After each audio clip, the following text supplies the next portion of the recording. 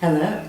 I have stories about a wonderful man who happens to be a very good soul and a very good spirit, a very good person. When he was alive and he was in my life, this is how I met Joe. I had just moved to New York City and I moved into my apartment, and this doesn't happen anymore, but I used to get a migraine about once a year, and it was so bad. It wasn't just a bad headache, it wasn't just a bad migraine. I would have to go to the hospital to get treated. That's how bad it was. So I just moved into my apartment and I start getting a migraine, and I'm like, no, absolutely not. No, no, no, no, no. I don't have time for this. This is inconvenient. I have things to do. I am absolutely not going to go spend however many hours waiting to go into the hospital to get treated for a migraine. Now, I had remembered that when I was moving in, the downstairs neighbors were there. I saw them going into the apartment. So here I am developing this horrible migraine, and I absolutely do not want to go to the hospital. So I run downstairs. You have to imagine this. I've just moved in. I go downstairs. I knock on the apartment. Bang, bang, bang. And this wonderful, little, tiny, about come up to here man, very skinny, with a beard and a mustache, bald from here to here, with a very long ponytail, answers the door. And I say to him, I've got a migraine coming on, and I just moved in. I'm your new neighbor, and I absolutely cannot go to the hospital. Is there any chance that you have any kind of drugs whatsoever that might make a migraine go away? He says to me, hold on, I'll be right back. And he closes the door. He comes right back, he opens the door, and he says, here, take this. Now, I was too young at the time to know what morphine was, but I'm like, what is it? He says, it's morphine. It'll take care of your headache. I'm like, it's not a headache.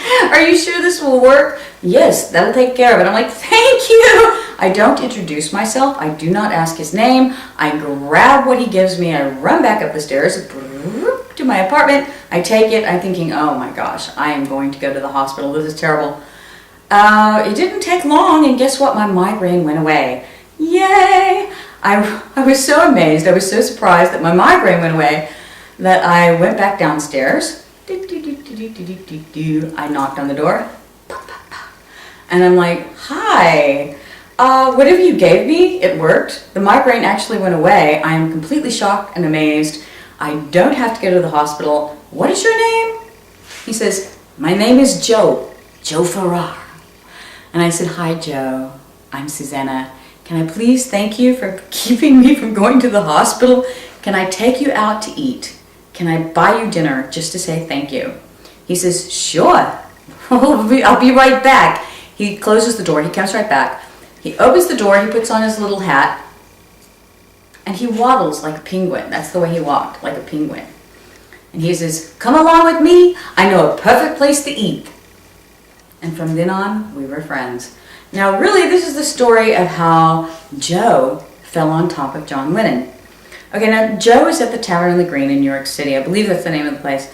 Now, somewhere there is footage of this. I would love to see this. They were doing an interview of John Lennon and Yoko Ono. So they were doing the interview. They were having a meal. Now, imagine this. Of all the chances, of all the places that Joe could be just a little too drunk, maybe a little too high, whatever, and he decides he needs to rest and he needs to lean himself against something. Okay, he needs to lean back against something. Of all the places that he could possibly choose, here's John Lennon and Yoko Ono having their interview. Here's a hedge, and here is Joe. And Joe decides he's going to lean back and rest just a little bit. Now, for those of you who don't know this, and this is probably a little bit of words of wisdom, please don't lean against hedges, because hedges were not created to be leaned against. If you try and lean against a hedge, you fall through it. You fall through the hedge, because hedges just naturally let you fall through. They're not meant to be leaned against. Okay, he's not thinking about this. So here are the chances. True story. Here's John Lennon and Yoko Ono. Here's the hedge.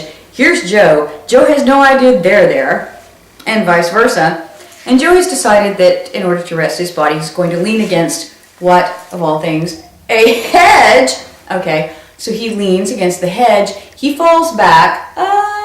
He falls all the way through the hedge, and he lands right smack dab on top of John Lennon. Now, anybody else would have been arrested, but you have to know Joe. You have to know Joe. Joe is such a good soul. He was such a good person that you knew it within about 2 seconds of meeting him. And John Lennon and Yoko Ono invited him to have dinner with him there and to smoke a little with him there. And that is the story of how Joe fell on top of John Lennon. More stories of Joe coming up soon.